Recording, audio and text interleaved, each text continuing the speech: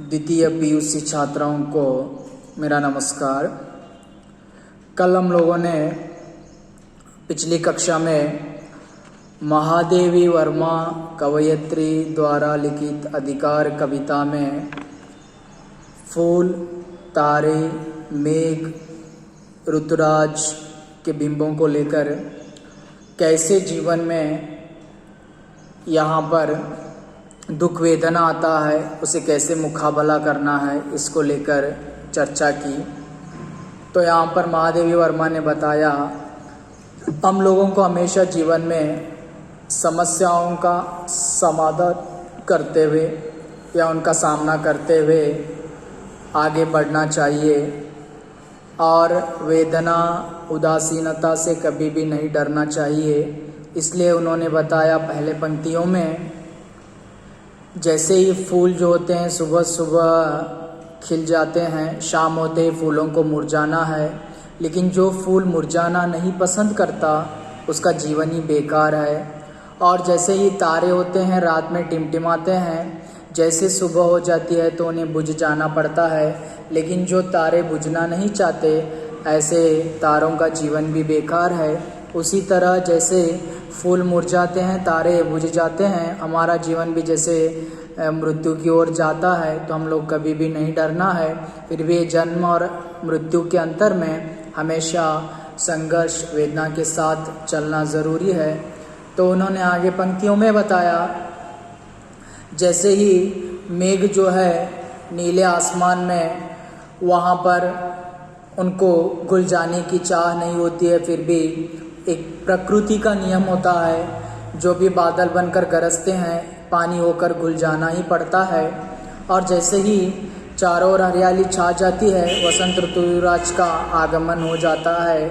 उसी तरह यहाँ पर हम लोगों को भी जो वसंत ऋतु की तरह, मेघों की तरह जीवन में घुल जाना है। और फूल, तारे, मेघ को, ऋतुराज को पता रहता है हम एक ना एक दिन बर्बाद होने वाले हैं, फिर भी अपने ज़िंदगी को फूल मुस्कुराते हुए चलाता है, तारे टिमटिमाते हुए चलाते हैं, मेघ जो है वह भी आसमान में एक तरफ से दूसरी तरफ हवा में फैलते हुए गुजारते हैं, घुलते हुए। इस तरह हम लोगों को भी मृत्यु आती है या संघर्ष, दुख आता रहता है, पता रहने के बाद भी हम लोग बहुत ही ಸಂಘರ್ಷ को सामना करते आगे बढ़ना चाहिए।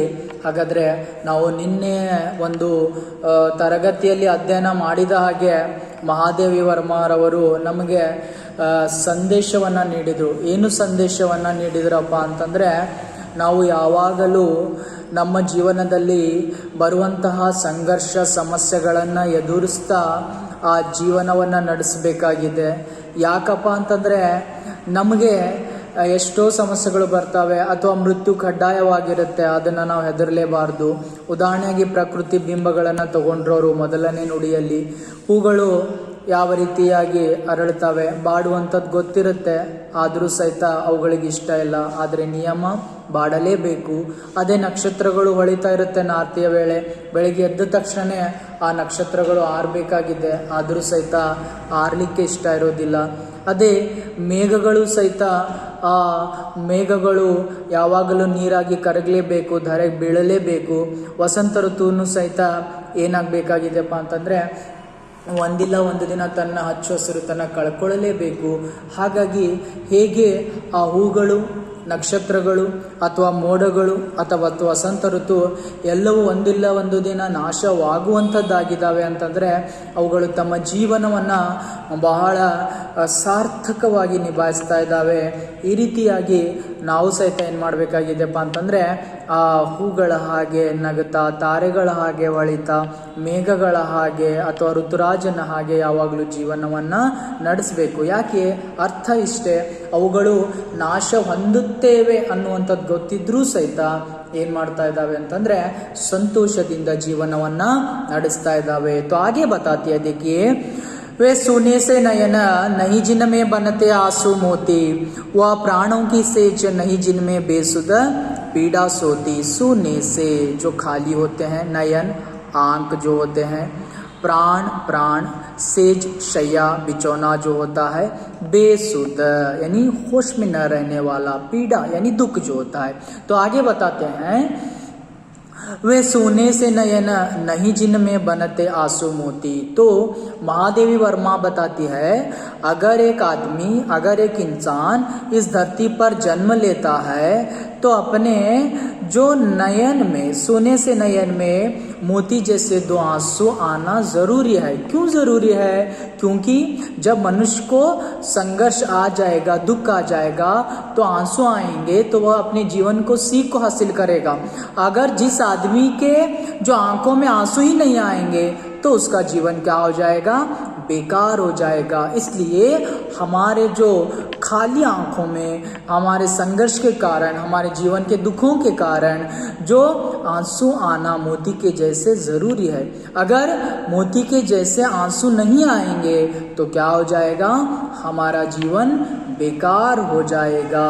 इसलिए हम लोग संघर्ष के साथ आंसू बहाएंगे तो हम लोगों को सीख मिल जाएगी और हम जो समस्या का मुकाबला डट कर सकते हैं। तो आगे बताते हैं, वह प्राणों की सेज नहीं जिनमें बेसुध पीड़ा सोती। देखिए, वह प्राणों की सेज, अरे आप अपने प्राण को रखकर रात में शैया पर, बिछौने पर सो जाते हैं, जिसमें कल के लिए पीड़ा नहीं होती, दुख नहीं होता या चिंता नहीं रहती, तो आपका जीवन बेकार है। क्योंकि जब हम शैया पर सो जाते हैं, बिछौने पर सो जाते हैं, हम लोगों को कल के भविष्य की जीवन की चिंता रहना है, पीड़ा रहना है, घुटने की या मर मिटने की चिंता रहना है।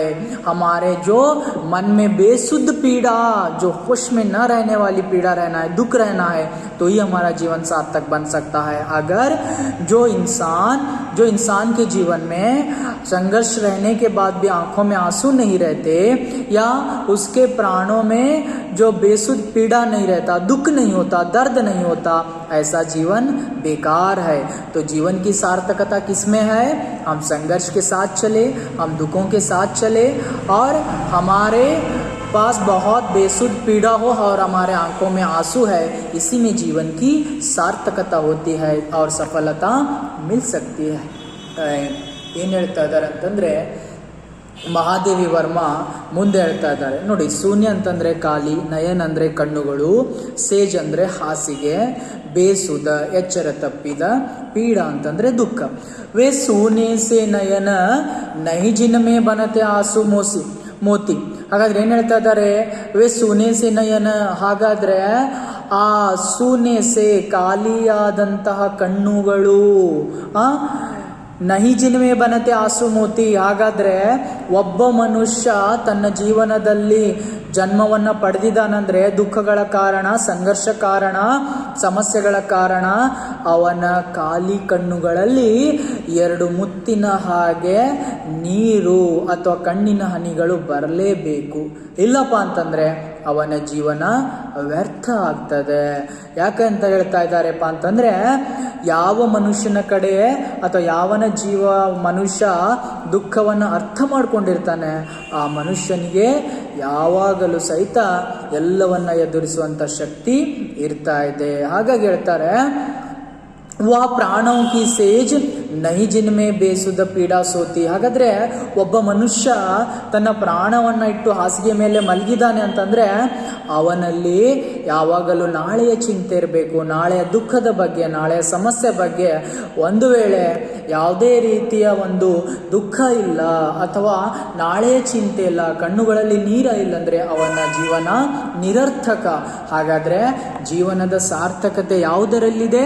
ಯಾವ ಮನುಷ್ಯ ದುಃಖಗಳನ್ನು ಎದುರಿಸ್ತಾನೋ, ಸಮಸ್ಯೆಗಳನ್ನು ಎದುರಿಸ್ತಾನೋ, ಅವನಿಗೆ ನಾಳೆಯ ಚಿಂತೆ ಇರುತ್ತೋ ಅಥವಾ ಅವನ ಕಣ್ಣುಗಳಲ್ಲಿ ಹನಿ ಬರುತ್ತೆ ದುಃಖದ ಸಲುವಾಗಿ, ಆಗ ಮಾತ್ರ ಅವನು ಸಫಲತೆ ಸಾಧಿಸಲಿಕ್ಕೆ ಸಾಧ್ಯ.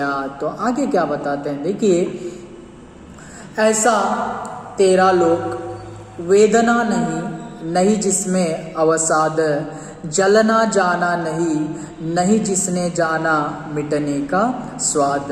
तो आगे महादेवी वर्मा जो बताती है, ऐसा तेरा लोक, वेदना दर्द है, नोವು, अवसाद उदासीनता, उदासीनते, जलना जाना यानी घुटना जो होता है, चिंतिಸುವಂಥದ್ದು, मिटना, नाश होना, दूर होना। तो अंत में यहाँ पर महादेवी वर्मा बताती है, ऐसा तेरा लोक, हे भगवान तेरा लोक ऐसा है, वेदना नहीं। जिस लोक में तुम अमर लोक की बात करते हो हे भगवान, स्वर्ग लोक की बात करते हो, उस लोक में वेदना नहीं है, लोगों के मन में दुख नहीं है, नहीं जिसमें अवसाद नहीं है, उदासीनता नहीं है, दर्द नहीं है, जलना जाना नहीं। अरे अमर लोक में रहने वाले लोग जो है कभी भी अपने दुखों से, अपने संघर्षों से जलने का, चिंता में घुलने का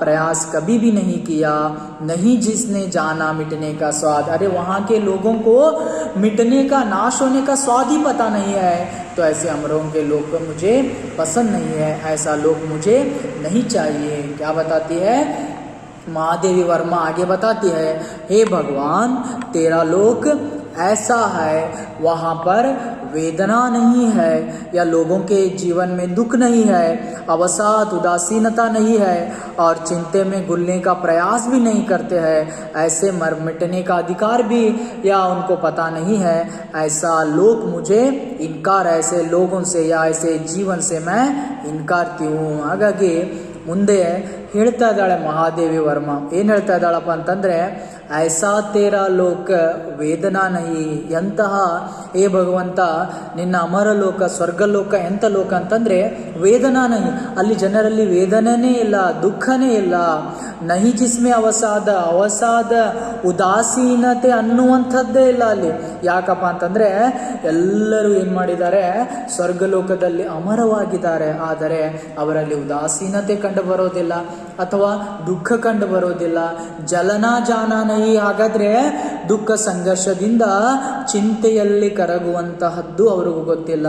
ಅಂತಹ ನಹಿ ಜಿಸ್ನೆ ಜಾನ ಮಿಟನೆ ಕಾ ಸ್ವಾದ್, ಐಸೆ ಇಂತಹ ಒಂದು ಅವರಿಗೆ ಏನು ಚಿಂತೆಯಲ್ಲಿ ಕರಗುವಂತಹ ಅಥವಾ ನಾಶವಾಗುವಂಥದ್ದೇ ಗೊತ್ತಿಲ್ಲ ಅಂದ ಮೇಲೆ ಅಂತಹ ಅಧಿಕಾರ ನನಗೆ ಬೇಡ, ಅಂತ ಅಮರಲೋಕ ಸ್ವರ್ಗಲೋಕ ನನಗೆ ಬೇಡ. ನನಗೆ ಈ ಭೂಮಿಯಲ್ಲಿ ಎಲ್ಲ ಜನರ ಜೊತೆ ಸಂಘರ್ಷ, ದುಃಖದ ಜೊತೆ ಇರುವಂಥ ಅಧಿಕಾರ ಬೇಕಾಗಿದೆ. इसलिए अंत में बताती है महादेवी वर्मा, क्या अमरों का लोक मिलेगा तेरी करुणा का उपहार, रहने दो हे देव, अरे यह मेरा मिटने का अधिकार। तो अंत में बताती है करुणा यानी भेंट जो होता है, गिफ्ट जो होता है, कोडोगे, तो क्या अमरों का लोक मिलेगा तेरी करुणा का उपहार।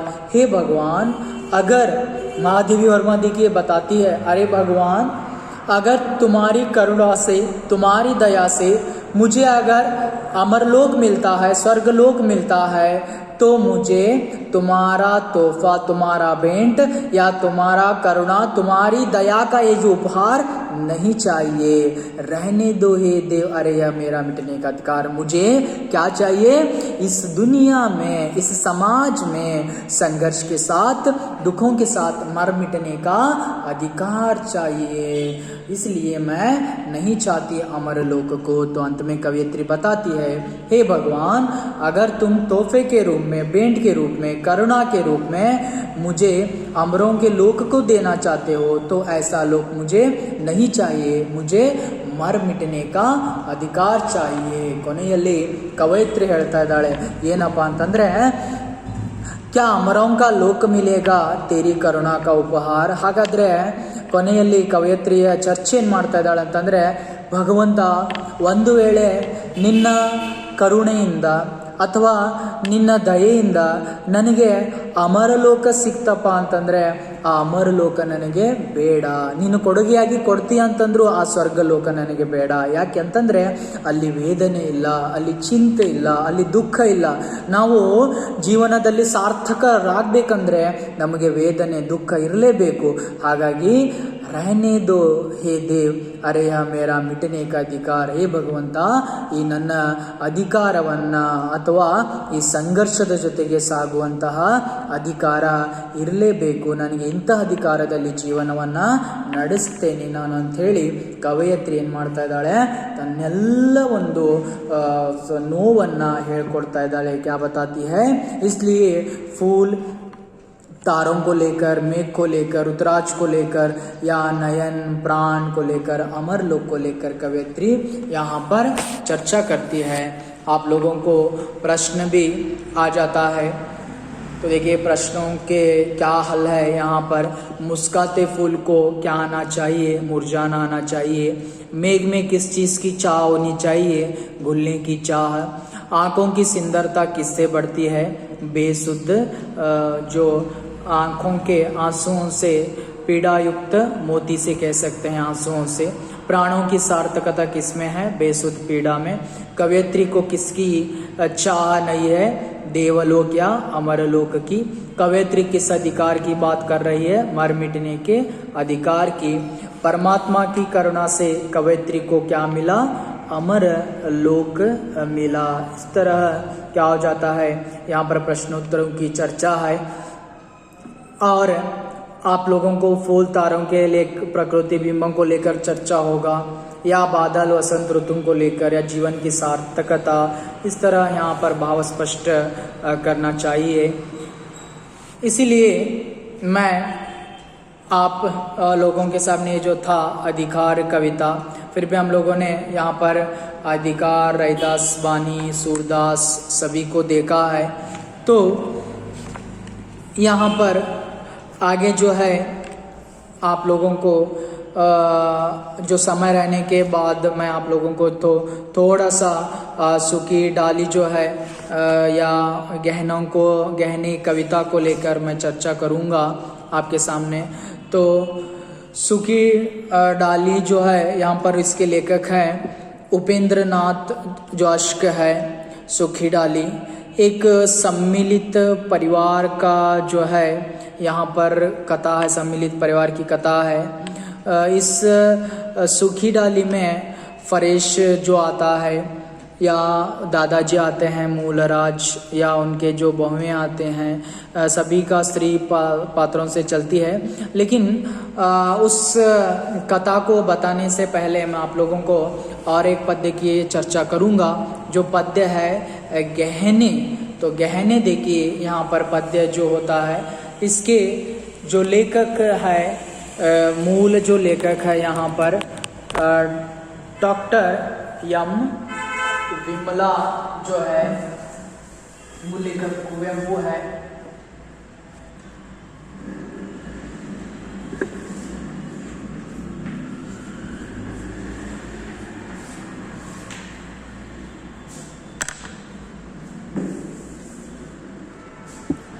तो यहाँ पर गहने कविता है आपको दूसरी आधुनिक कविता. इसके मूल लेखक है कुवेंपु, कुप्पल्ली वेंकटप्पा गौड़ा पुट्टप्पा. अनुवादक डॉक्टर एम विमला है हिंदी में. तो हम लोग कुवेंपु का परिचय सारे लोगों को पता है. अगर हम लोग संक्षिप्त तौर पर भी देखते हैं, महाकवि कुवेंपु कुप्पल्ली वेंकटप्पा गौड़ा पुट्टप्पा आधुनिक कन्नड़ साहित्य के एक सुप्रसिद्ध कवि एवं साहित्यकार है. और साहित्य की कोई ऐसी विधा नहीं है जिसमें कुवेंपु जी ने लिखा हो. और इनका जो जन्म है कर्नाटक के चिक्कमंगलूर जिले के कोप्पा नामक गांव में होता है. वेंकटप्पा गौड़ा और श्रीमती सीतम्मा के सुपुत्र थे. 29 दिसंबर 1904 में इनका जन्म होता है. प्रारंभिक शिक्षा जो तीर्थहल्ली में और मैसूर विश्वविद्यालय में महाराजा कॉलेज में उच्च शिक्षा को प्राप्त करते हैं. और उसी के बाद मैसूर विश्वविद्यालय महाराजा कॉलेज कन्नड़ भाषा में प्राध्यापक रहते हैं. इनकी रचनाओं को अगर हम लोग देखते हैं, रामायण दर्शनम, चित्रांगद, कोळलु कोगिले ಮತ್ತು ಸೋಯತ್ ರಶ್ಯ, ನವಿಲು ಪಕ್ಷಿಕಾಶಿ, ಪಾಂಚಜನ್ಯ, ಕಲಾಸುಂದರಿ, प्रेम काश्मीर, चंद्रमंच के बा चकोरी, इक्ष गंगोत्री, ಕಾನೂರು ಸುಬ್ಬಮ್ಮ ಹೆಗ್ಗಡತಿ, ಮಲೆಗಳಲ್ಲಿ ಮದುಮಗಳು, ಸನ್ಯಾಸಿ ಮತ್ತು ಇತರೆ ಕಥೆಗಳು, ಬೆರಳಿಗೆ ಕೊರಳ್, ರಕ್ತಾಕ್ಷಿ, ಬಿರುಗಾಳಿ, ಬೊಮ್ಮನಹಳ್ಳಿಯ ಕಿಂದರ जोगी, रामायण दर्शनम के लिए इनको ज्ञानपीठ पुरस्कार भी ಪ್ರಾಪ್ತ हो चुका है. ಹಾಗಾದರೆ ನಾವೇನು ಮಾಡ್ತಾ ಇದ್ದೀವಪ್ಪ ಅಂತಂದರೆ ನಿಮಗೆ ಇವತ್ತು ಆ ಎರಡನೇ ಪದ್ಯವಾದಂಥ ಆಧುನಿಕ ಕವಿತೆ ಆದಂಥ ಗೆಹನೆ ಬಗ್ಗೆ ನಾನು ಚರ್ಚೆಯನ್ನು ಮಾಡ್ತಾ ಇದ್ದೇನೆ. ಇದರ ಮೂಲ ಲೇಖಕರು ಕುವೆಂಪುರವರು, ಹಿಂದಿಗೆ ಅನುವಾದ ಮಾಡಿದ್ದಾರೆ ಅಂದರೆ ಡಾಕ್ಟರ್ ಎಂ ವಿಮಲಾ. ಹಾಗಾದರೆ ಆ ಕುವೆಂಪು ರವರ ಪೂರ್ಣ ಹೆಸರು ಕುಪ್ಪಳ್ಳಿ ವೆಂಕಟಪ್ಪ ಗೌಡ ಪುಟ್ಟಪ್ಪ. ಇವರು ಕರ್ನಾಟಕ ರಾಜ್ಯದ ಚಿಕ್ಕಮಗಳೂರು ಜಿಲ್ಲೆಯ ಕೊಪ್ಪ ಎಂಬ ಹಳ್ಳಿಯಲ್ಲಿ ಜನ್ಮವನ್ನು ಪಡ್ತಾ ಇದ್ದಾರೆ. ವೆಂಕಟಪ್ಪ ಗೌಡ ಸೀತಮ್ಮರವರ ಪುತ್ರವಾಗಿ 29 ಡಿಸೆಂಬರ್ 1904 ಜನ್ಮವನ್ನು ಪಡಿತಾ ಇದ್ದಾರೆ. ಹಾಗಾದರೆ ಇವರ ಪ್ರಾರಂಭಿಕ ಶಿಕ್ಷಣ ತೀರ್ಥಹಳ್ಳಿಯಲ್ಲಿ, ಉಚ್ಚ ಶಿಕ್ಷಣವನ್ನು ಮೈಸೂರು ವಿಶ್ವವಿದ್ಯಾಲಯದಲ್ಲಿ ಮಾಡ್ತಾ ಇದ್ದಾರೆ. ತದನಂತರ ಇವರು ಮೈಸೂರು ವಿಶ್ವವಿದ್ಯಾಲಯದ ಕುಲಪತಿಗಳಾಗಿ ಸಹಿತ ಕಾರ್ಯವನ್ನು ಮಾಡಿದ್ದಾರೆ. ಇವರ ರಚನೆಗಳನ್ನು ನೋಡಿದರೆ ರಾಮಾಯಣ ದರ್ಶನಂ, ಚಿತ್ರಾಂಗದ, ಕೊಳಲು ಕೋಗಿಲೆ ಮತ್ತು ಸೋವಿಯತ್ ರಷ್ಯಾ, ನವಿಲು, ಪಕ್ಷಿಕಾಶಿ, ಪಾಂಚಜನ್ಯ, ಕಲಾಸುಂದರಿ, ಪ್ರೇಮ ಕಾಶ್ಮೀರ, ಚಂದ್ರಮಂಚಕ್ಕೆ ಬಾಚಕೋರಿ, ಇಕ್ಷು ಗಂಗೋತ್ರಿ, ಕಾನೂರು ಸುಬ್ಬಮ್ಮ ಹೆಗ್ಗಡತಿ, ಮಲೆಗಳಲ್ಲಿ ಮದುಮಗಳು, ಸನ್ಯಾಸಿ ಮತ್ತು ಇತರೆ ಕಥೆಗಳು, ಬೆರಳಿಗೆ ಕೊರಳು, ರಕ್ತಾಕ್ಷಿ, ಬಿರುಗಾಳಿ, ಬೊಮ್ಮನಹಳ್ಳಿಯ ಕಿಂದರ ಜೋಗಿ, ರಾಮಾಯಣ ದರ್ಶನಂ ಇವರ ಕಥೆಗೆ ಏನಾಗಿದೆಯಪ್ಪ ಅಂತಂದರೆ ಮಹಾಕಾವ್ಯಕ್ಕೆ ज्ञानपीठ पुरस्कार लभिसिದೆ. ಅದೇ ರೀತಿಯಾಗಿ तो हम लोग आगे देखते हैं अनुवाद का परिचय कौन है, डॉक्टर एम विमला. इनका जन्म 16 मार्च 1955 में होता है. 1976 ईस्वी में एमए की उपाधि को प्राप्त किया. 1982 में पीएचडी को प्राप्त करते हैं. बहुभाषा विद्वान थी, इसलिए हिंदी से भी सम्मान भी मिला है. रंग सम्मान, महात्मा गांधी पुरस्कार आदि से इन्हें नवाजा भी गया है. बेंगलोर जो विश्वविद्यालय में हिंदी विभाग के अध्यक्ष पर कार्य भी करती रही. कुवेंपु जी की कन्नड़ कविता वडवेगलु का अनुवाद भी लिया है. नन्ना मने से संकलन से लिया गया है. इस कविता में जो डॉक्टर एम विमला जो है माँ और बेटी के संवाद को लेकर यहाँ पर बताते हैं. माँ अपनी बेटी को अपना जीवन मानती है, बेटी अपनी माँ को ಜೀವನ್ ಮಾನ್ತಿ. ಹಾಗಾದರೆ ಅನುವಾದ ಮಾಡಿದಂಥ ಡಾಕ್ಟರ್ ಎಂ ವಿಮಲಾ ಅವರ ಪರಿಚಯವನ್ನು ನೋಡಬೇಕಂದ್ರೆ 16 ಮಾರ್ಚ್ 1955 ಜನ್ಮವನ್ನು ಪಡೀತಾ ಇದ್ದಾರೆ. 1976 MA ಪದವಿಯನ್ನು, 1982 PhD ಪದವಿಯನ್ನು ಪಡೀತಾ ಇದ್ದಾರೆ. ಬಹುಭಾಷೆಯ ವಿದ್ವಾಂಸಿ ಸಹಿತ ಇವರಾಗಿದ್ದರು. ತದನಂತರ ಹಿಂದಿ ಸೇವೆ ಸಮ್ಮಾನ್, ರಂಗ ಸಮ್ಮಾನ್, ಮಹಾತ್ಮ ಗಾಂಧಿ ಪುರಸ್ಕಾರ ಇವೆಲ್ಲ ಸಹಿತ ಇವರಿಗೆ ಲಭಿಸಿದೆ. ಅದೇ ರೀತಿಯಾಗಿ ಕುವೆಂಪು ಅವರ ಒಡವೆಗಳು ಅನ್ನು ಅನುವಾದ ಮಾಡಿದ್ದಾರೆ. ಇದನ್ನು ನನ್ನ ಮನೆ ಕವನ ಸಂಕಲನದಿಂದ ಆಯ್ದುಕೊಳ್ಳಲಾಗಿದೆ. ತಾಯಿ ಮತ್ತು ಮಗಳ ಒಂದು ಮಾತುಕತೆ ಇದೆ. ಯಾವ ರೀತಿಯಾಗಿ ತಾಯಿ ಮತ್ತು ಮಗಳು ಮಾತನಾಡ್ತಾ ಇದ್ದಾರೆ. ತಾಯಿ ತನ್ನ ಮಗಳನ್ನೇ ತನ್ನ ಜೀವನ ಅಂತೇಳಿ ತಿಳಿದುಕೊಳ್ತಾ ಇದ್ದಾಳೆ, ಮಗಳು ತನ್ನ ತಾಯಿಯನ್ನ ಜೀವನ ಅಂತೇಳಿ ತಿಳ್ಕೊಳ್ತಾರೆ. ಈ ರೀತಿಯಾಗಿ ಈ ಕವಿತೆಯಲ್ಲಿ ಏನು ಮಾಡಿದ್ದಾರೆ, ಚರ್ಚೆಯನ್ನು ಮಾಡಿದ್ದಾರೆ. ಹಾಗಾದರೆ ನೋಡಿ ಕವಿತೆಯನ್ನು, देखी कविता. सोने के गहने क्यों कर माँ तकलीफ देते हैं, नहीं चाहिए माँ. रंगीन कपड़े क्यों कर माँ मिट्टी में खेलने नहीं देते माँ. तो क्या हो जाता है यहाँ पर, पहले पंक्तियों में कवयित्री बताती है, सोने के गहने क्यों कर माँ तकलीफ देते हैं, नहीं चाहिए माँ. जब अपनी माँ अपनी बच्ची को रंगीन जो गहनों को पहनाती रहती है या रंगीन कपड़ों को पहनाती रहती है तो बेटी इनकारती है, माँ मुझे सोने के गहने नहीं चाहिए क्योंकि सोने के गहने मुझे बहुत तकलीफ देते हैं, नहीं चाहिए. और मुझे रंगीन कपड़े पहनाना चाहती हो, रंगीन कपड़े मुझे मिट्टी में खेलने नहीं देते. क्यों? क्योंकि आप लोग देखते हैं ये जो बच्चे हैं बचपन में हमेशा खेलने की ख्वाहिश रखते हैं. तो बच्ची बताती है, अरे माँ मेरा बचपन है, इस बचपन में तुम मुझे सोने के गहने पहनाओगी तो तकलीफ देगी, मुझे बंधन महसूस होगा. अगर रंगीन कपड़े पहनाओगी तो मुझे आज़ादी नहीं मिलेगी, मैं मिट्टी में खेलना पसंद करूँगी तो मुझे रंगीन कपड़े भी नहीं चाहिए और मुझे गहने भी नहीं चाहिए. क्यों मुझे तंग करती हो. क्या हो जाता है, जब यहाँ पर माँ अपनी बेटी को सोने के गहने पहनाना चाहती है तो बेटी इनकार देती है और उसी तरह तकलीफ देती है, कहती है। और जब माँ अपनी बेटी को रंगीन कपड़े पहनाना चाहती है तो वहाँ पर भी बेटी इनकारती है, क्योंकि रंगीन कपड़े मुझे मिट्टी में खेलने नहीं देते, नहीं चाहिए माँ। ಏನಾಗ್ತಾ ಇದೆಯಪ್ಪ ಅಂತಂದರೆ ಅಲ್ಲಿ ತಾಯಿ ಹೇಳ್ತಾ ಇದ್ದಾಳೆ ಮೊದಲನೇ ನುಡಿಯಲ್ಲಿ, ತಾಯಿ ಯಾವಾಗಲೂ ಆ ಮಗುವನ್ನು ತನ್ನ ಮಕ್ಕಳು ಬಹಳ ಸುಂದರವಾಗಿ ಕಾಣಬೇಕಂತೇಳಿ ತಾಯಿಗೆ ಆಸೆ ಇರುತ್ತೆ. ಹಾಗಾಗಿ ತಾಯಿ ಏನು ಮಾಡ್ತಾ ಇದ್ದಾಳಪ್ಪ ಅಂತಂದರೆ ತನ್ನ ಮಗಳಿಗೆ ಏನು ಮಾಡ್ತಾಳೆ ಅದನ್ನ ನೋಡಿ, ಸೋನೆಗೆ ಗಹನೆ ಕ್ಯೂ ಕರ್ ಮಾ ತಕ್ಲೀಫ್ ದೇತೆ ನೈ ಚಾಹಿಯೆ ಮಾ, ರಂಗೀನ್ ಕಪಡೆ ಕ್ಯೂ ಕರ್ ಮಾ ಮಿಟ್ಟಿ ಮೇ ಖೇಲ್ನೆ ನೈ ದೇತೆ. ಹಾಗಾದರೆ ತಾಯಿ ತನ್ನ ಮಗಳಿಗೆ ಒಡವೆಗಳನ್ನು ಆಭರಣಗಳನ್ನು ಹಾಕ್ಲಿಕ್ಕೆ ಹೋಗುವಾಗ ಆ ಮಗಳ ಉತ್ತರವನ್ನು ನೀಡ್ತಾಳೆ, ಅಮ್ಮ ನನಗೆ ಈ ಆಭರಣಗಳು ಒಡವೆಗಳು ಬೇಡ, ಯಾಕಂದರೆ ನನಗೆ ಬಹಳಷ್ಟು ತೊಂದರೆಯನ್ನು ಕೊಡುತ್ತೆ, ಈ ಆಭರಣಗಳನ್ನು ಹಾಕೊಂಡ್ರೆ ನನಗೆ ಬಂಧನವಾಗುತ್ತೆ. ರಂಗೀನ್ ಕಪಡೆ ಕ್ಯೂ ಕರ್ ಮಾ ಮಿಟ್ಟಿ ಮೇ ಖೇಲ್ನೆ ನೈ ದೇತೆ, ಹಾಗಾದ್ರೆ ನನಗೆ ಈ ಬಣ್ಣ ಬಣ್ಣದ ಬಟ್ಟೆಗಳು ಬೇಡ, ಯಾಕಂತಂದ್ರೆ ಈ ಬಣ್ಣ ಬಣ್ಣದ ಬಟ್ಟೆಗಳು ನನಗೆ ಮಣ್ಣಿನಲ್ಲಿ ಆಡಲಿಕ್ಕೆ ಕೊಡೋದಿಲ್ಲ, ಯಾಕಂದ್ರೆ ನನ್ನ ಬಾಲ್ಯ ಇದೆ, ನನ್ನ ಬಾಲ್ಯದಲ್ಲಿ ನೀನು ನನಗೆ ಒಡವೆಗಳನ್ನು ಬಟ್ಟೆಗಳನ್ನು ಹಾಕಿದ್ರೆ ಅದು ನನಗೆ ತೊಂದರೆ ಆಗುತ್ತೆ.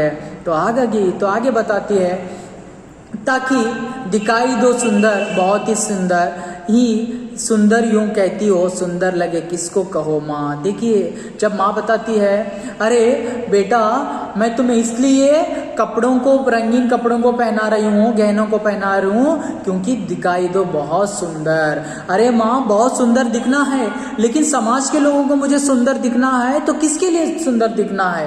नहीं, लेकिन उनको तो लगता, देखने वालों को लगता है सुंदर, देता है आनंद, मगर मुझे बनता है बड़ा बंधन. अरे माँ तुम मुझे सुंदर दिखने के लिए कपड़े पहना देती हो रंगीन और गहने पहनाती हो, उन सारे लोगों को सुंदर लगेगा, लेकिन मुझे बहुत बंधन होगा और मुझे बहुत बुरा महसूस होगा, मुझे नहीं चाहिए. देखने वालों को तो बहुत सुंदर लगूंगी मैं, लेकिन आनंद भी होगा, उन्हें खुशी भी होगी, लेकिन मुझे बहुत बड़ा बंधन होता है. क्या बताती है?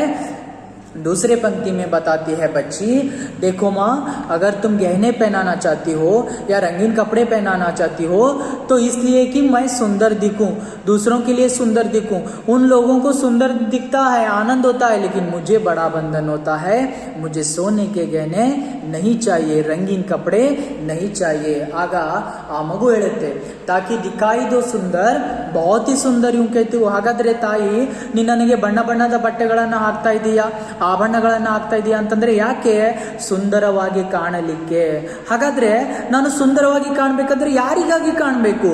देखने वालों को लगता है सुंदर, देता है आनंद, मगर मुझे बनता है बड़ा बंधन. ನೋಡುವವರಿಗೆ ಬಹಳಷ್ಟು ಆನಂದ ಆಗುತ್ತೆ, ಸುಂದರವಾಗಿ ಕಾಣುತ್ತೆ, ಆದರೆ ನನಗೆ ಮಾತ್ರ ಬಹಳಷ್ಟು ತೊಂದರೆ ಆಗುತ್ತೆ, ಬಂಧನವಾಗುತ್ತೆ, ನನಗೆ ಬೇಡ ಆ ಆಭರಣಗಳು ಬಟ್ಟೆಗಳು.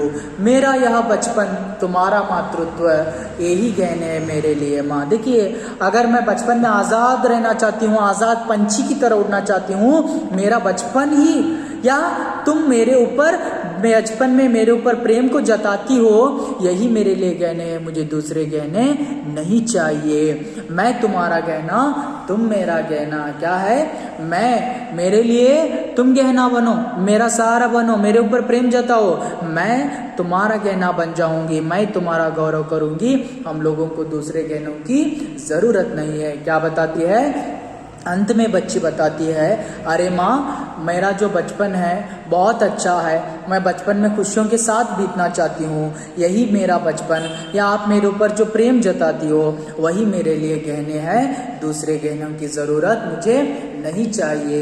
और मेरा गहना तुम हो, तुम्हारा गहना मैं हूँ, हम लोगों को दूसरे गहने नहीं चाहिए. ಹಾಗಾಗಿ ಕೊನೆಯಲ್ಲಿ ಆ ಮಗು ಹೇಳುತ್ತೆ ಮೇರಾ ಯಹ ಬಚಪನ್ ತುಮಾರಾ ಮಾತೃತ್ವ ಯಹಿ ಗಹನೆ ಮೇರೆ ಲಿಯೆ ಮಾ. ಹಾಗಾದ್ರೆ ನನ್ನ ಬಾಲ್ಯ ಅಥವಾ ನಿನ್ನ ಏನ ಮಾತೃತ್ವ ಇದೆ, ನಿನ್ನ ಮಾತೃ ಪ್ರೇಮ ಇದೆ, ಅದೇ ನನಗೆ ಒಡವೆಗಳು, ಬೇರೆ ಒಡವೆಗಳು ಬೇಡ ಅಂತೇಳಿ ಹೇಳ್ತಾ ಇದ್ದಾಳೆ. ಯಾಕಂತಂದ್ರೆ ಆ ಬಾಲ್ಯದಲ್ಲಿ ನಾನು ಸ್ವತಂತ್ರ ಜೀವಿಯಾಗಿ ಇರಬೇಕು.